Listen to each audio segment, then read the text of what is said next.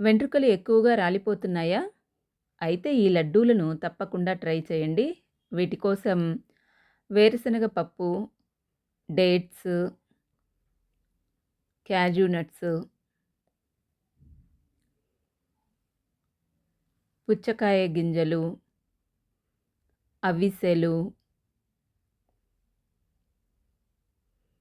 గుమ్మడి విత్తనాలు,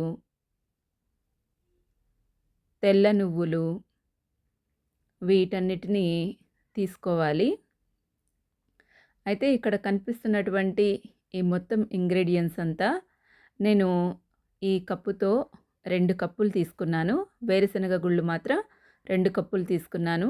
ఇక్కడ చూపించిన ఈ ఐటెమ్స్ అన్నిటిని 2 కప్స్ తీసుకొనేసి వీటిని దోరగా వేయించాను. ఏ ఆయిల్ మనం యూజ్ చేయాల్సిన అవసరం లేదు. గోరువెచ్చగా అంటే లైట్‌గా వేయించాలి. ఈ వేరుశనగ విత్తనాలను కూడా వేయించేసుకొని చల్లారబెట్టుకోవాలి మొత్తం అన్నీ. నేను ఎక్కువగా పొట్టు తీయలేదు. పొట్టు ఉంటే హెల్త్‌కి మంచిది అంటారు. అందుకనేసి నేను లైట్‌గా తీశాను. మొత్తం ఇవి అన్నింటిని మిక్స్ చేసుకోవాలి. అన్నీ లైట్‌గా దోరగా ఉండాలి. మరి బ్రౌన్ కలర్‌లో రాకూడదనమాట. లడ్డూలు లైట్ కలర్ కొద్దిగా వేగితే చాలు. టేస్ట్ కూడా చాలా బాగుంటుంది. అన్నిటినీ కలిపేసేసి మనం మిక్స్ చేసుకోవాలి.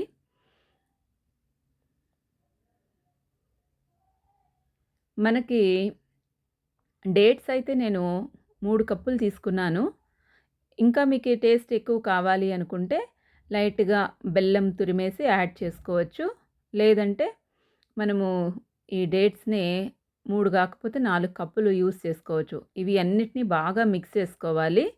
కొద్ది కొద్దిగా మిక్సీకి పట్టేసేసి ఈ మిక్సీకి పట్టేటప్పుడే డేట్స్‌ని కూడా మీరు కొద్ది కొద్దిగా వేసేసుకోండి. చాలా బాగా మిక్స్ అవుతుంది. గింజలన్నీ తీసి పెట్టుకోవాలి. ఈ కప్పుతోటి నేను 2 కప్పులు వేరుశనగ పప్పు మాత్రము 3 కప్పులు తీసుకున్నాను. సో, నాకు ఇంత పెద్ద బౌల్‌కి అయినాయి. దాదాపుగా నాకు 40 చూడండి ఎంత మెత్తగా ఉందో పిండి కూడా. డేట్స్ కూడా బాగా మెదిగిపోయినాయి. దాదాపుగా ఒక 45 దాకా అయినాయన్నమాట.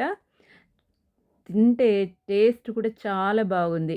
స్వీట్ కావాలా, ఎక్కువ కావాలా అనుకున్నప్పుడు మనం బెల్లం అవసరం లేదనుకుంటే డేట్స్‌నే 3 కాకపోతే 4 కప్పులు వాడండి. చాలా చక్కగా ఉన్నాయి. తప్పకుండా ఇవి ట్రై చేసి చూడండి. కామెంట్ బాక్స్‌లో మీకు కామెంట్ కూడా చేయండి.